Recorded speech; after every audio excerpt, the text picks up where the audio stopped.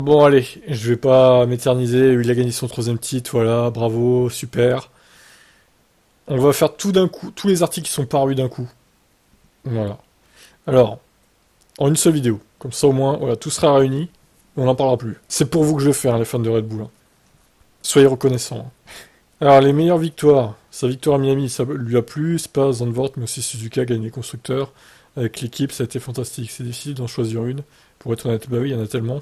Interrogé sur la pole qui lui a donné le plus de satisfaction. Probablement Suzuka, j'en ai eu quelques-unes. Ok, peut-être que ça ne comptait pas, mais celle de Spa, probablement que j'ai apprécié. Ce genre de conditions, vous devez vraiment la sortir du sac. Mais Suzuka, la voiture, c'était sur des rails. C'est bien le problème, oui. C'est bien de le reconnaître, au moins. C'était incroyable à conduire, et pendant que je conduisais, je souriais. C'est assez rare dans un tour de qualif.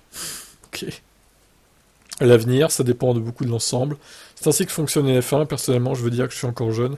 Même si je suis en F1 depuis un certain temps, je pense que j'ai encore quelques années devant moi pour être capable de fonctionner au mieux. On verra bien combien de temps ça durera, pour être honnête. Je pense qu'il s'agit plutôt de savoir combien de temps je veux rester ici. C'est différent. Oh, si tu peux prendre ta retraite maintenant, Max, hein, écoute, on t'en voudra pas, hein, ma foi. Alors, l'approche est-elle différente? Pas vraiment. Par exemple, aujourd'hui, je sais bien sûr qu'il me suffit de marquer 3 points pour remporter le championnat, mais je vais toujours gagner. Je suis là pour essayer de faire de mon mieux.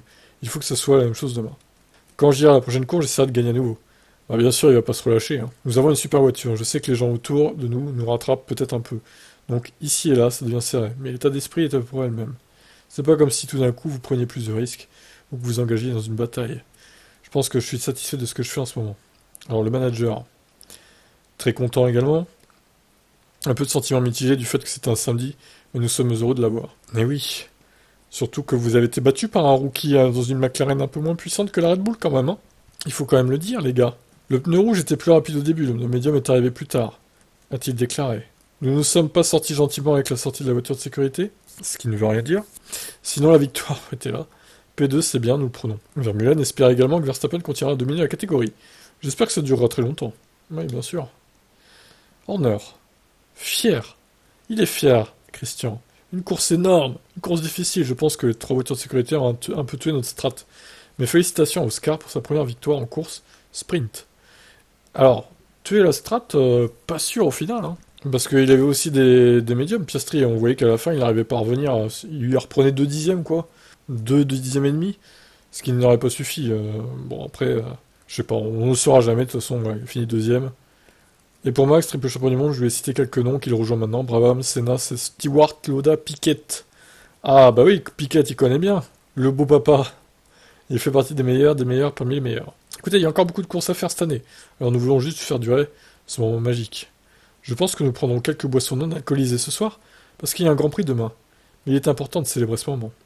Ah, je rêve que les mécanos se prennent une grosse caisse et soient incapables de faire de bons arrêts demain, par exemple. Ça serait trop drôle. Jos Verstappen après le troisième titre de Max, au-delà de nos rêves.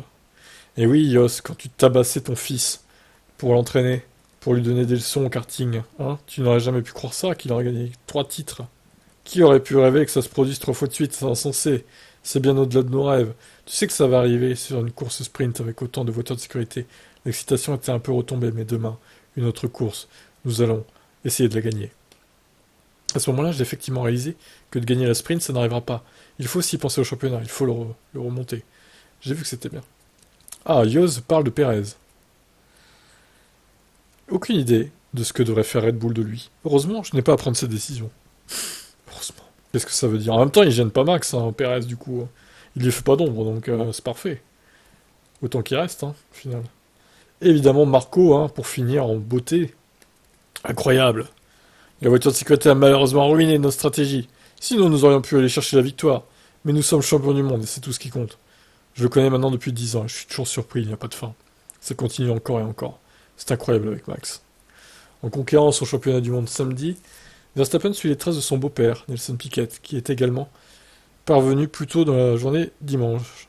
On a demandé à Marco où se déroulerait la fête de ce soir. Nous ferons une petite fête à l'hôtel avec un temps limité parce que nous voulons gagner la course de demain. Nous devons rester en forme. Allez, j'ai mal de tête sera-t-il un problème pendant la course de 300 km demain? Non, non, nous serons pleinement concentrés. Répond Marco en souriant. Bref, tout ça pour dire que voilà, il est triple champion du monde, il a dépassé donc Fernando Alonso, il va s'attaquer maintenant à Sébastien Vettel et ses 4 titres l'année prochaine. Et j'espère qu'il aura la vie dure.